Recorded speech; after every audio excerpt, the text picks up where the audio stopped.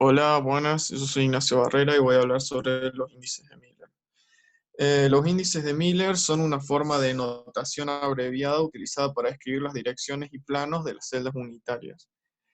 Esto permite, por ejemplo, saber en qué dirección los átomos de los metales se deforman con mayor facilidad, o también, por ejemplo, a la hora de estudiar las propiedades magnéticas de los materiales magnéticos, eh, donde dependiendo de la dirección es más fácil de magnetizar un material que otro. Para situar las posiciones atómicas en las celdas unitarias cúbicas, utilizamos ejes cartesianos X, Y y Z, y en base a eso vamos colocando las distintas coordenadas. Ahora tenemos los ejes X, Y, Z, y en base a eso cada celda unitaria se escribe simplemente por eso. En las direcciones en las celdas unitarias cúbicas tiene una serie de pasos a seguir. El primero es determinar las coordenadas de los puntos iniciales y finales. Luego se resta esas coordenadas finales menos las iniciales y se obtiene un vector. En el caso de dar fracciones, se eliminan las fracciones y se reducen a enteros. Y para terminar, se colocan el resultado final entre corchetes. En caso de ser negativo, se le coloca una barra encima del número. Em, Acá tenemos, por ejemplo, esta dirección y tenemos, por ejemplo, la coordenada inicial que son 0, 0, 0, porque comienza desde el origen, porque nosotros elegimos plantear el origen desde acá. Y la coordenada final, que sería 1, 1, 0. ¿Por qué? Porque sería 1 en X, 1 en y en Z no corta en ningún momento, entonces queda acá. Si uno resta las coordenadas finales menos las iniciales, queda que 1, 1, 0 se lo resta con las coordenadas 0, 0, 0 y el vector final que nos queda es el 1, 1, 0. En caso de que quede algún negativo, se coloca acá en esta parte una barra arriba del número. Bueno, en este caso también queda 1, 1, 1. En este caso, en el eje Z en vez de ser 0 es 1, entonces se eleva 1 para arriba. Acá lo mismo, 1, 0, 0. Las características de las direcciones son que una dirección y su negativa no son iguales. Esto se debe a que si, por ejemplo, una dirección es positiva y la negativa puede ir por otro lado, entonces no serían iguales. Pues tenemos una dirección y su múltiplo son iguales. Esto se puede ver debido a que si aumenta la magnitud del módulo, la dirección va a seguir siendo la misma. Entonces no importa eh, cuánto se le aumente, van a seguir siendo iguales. Y los grupos de dirección equivalentes se agrupan en familias, que son grupos de direcciones que son iguales, entonces se los agrupan con características especiales. Después tenemos los índices de Miller y los planos. El desarrollo para esto es elegir un plano que no pase por el origen. En caso de que pase por el origen, hay que correr el origen del plano y sumarle ya sea por la coordenada de X o por la coordenada de Y o por la coordenada de Z para que no pase por el origen. Se encuentran las intersecciones entre el plano y los ejes X y Z, y una vez que obtenemos esas intersecciones le aplicamos los recíprocos. Obtenemos los recíprocos, nos aseguramos que no nos quede ninguna fracción, y en caso de quedarnos fracción eliminamos las fracciones y luego se coloca el número entre paréntesis, y al igual que en las direcciones, en caso de ser negativo, se le coloca una barra encima del número.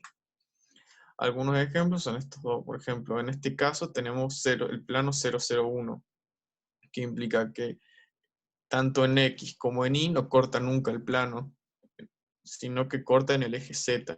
Por eso el plano ocupa todo, digamos, el eje Z, este cuadrado, y al no cortar nunca ni en X ni en Y, está bueno de esta manera. Y el plano 110, que indica que corta en el eje X en 1, en el eje Y en 1 y en el eje Z es infinito, no lo corta nunca. Entonces obtenemos como una especie de plano diagonal a la celda unitaria, que sería este, que va de acá. Las características de los planos positivos y sus negativos si son idénticos. A diferencia de las direcciones, los índices de Miller de un plano y sus múltiplos no son planos idénticos. Y al igual que en las direcciones, los planos que son equivalentes se agrupan en familias de planos.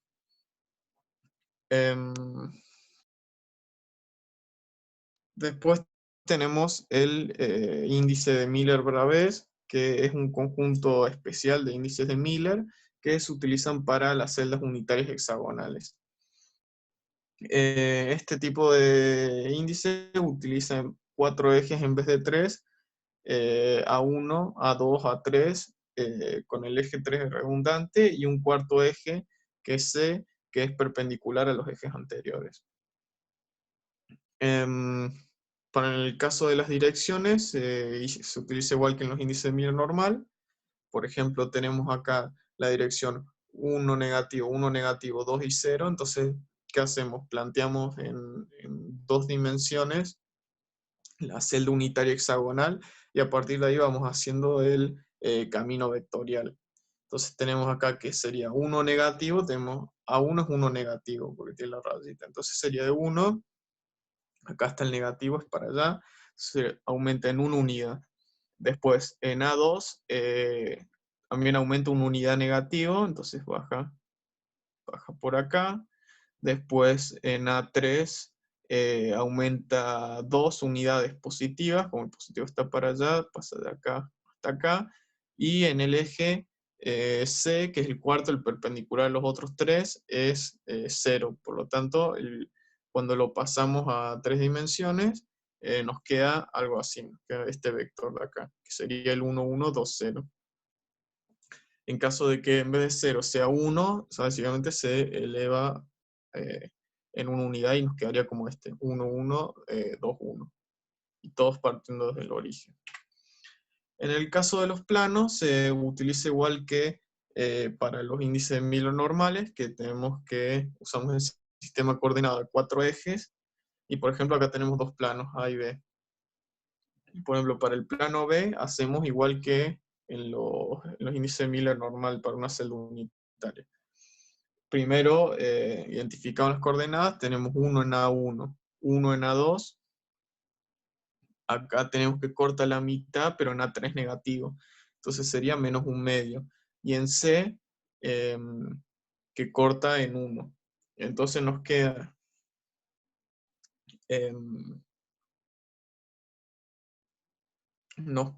A1 igual a 1, A2 igual a 1, A3 sería menos un medio, porque en el eje A3 estaría la mitad, pero en el sentido negativo, entonces menos un medio, y en Z te queda 1.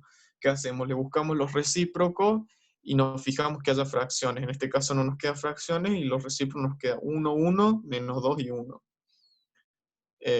Como no hay que eliminar fracciones, ese nos queda el resultado final, y entonces nos quedaría 1, 1, menos 2, y sería 1, 1, 1, el menos 2, que viene de simplificar el menos un medio, y 1, que es del C.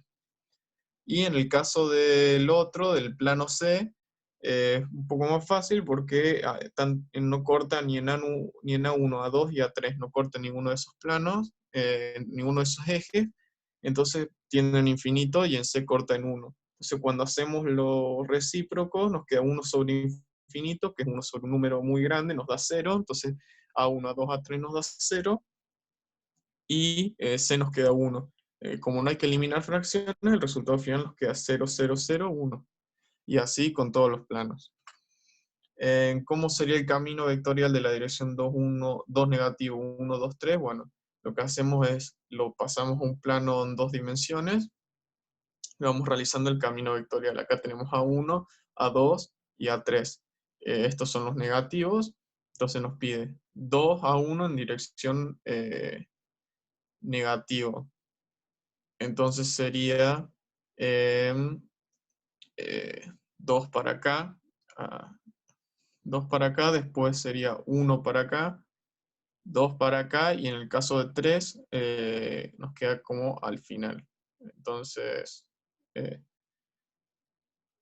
nos queda al final el resultado vectorial, nos queda este. Así que eso sería todo.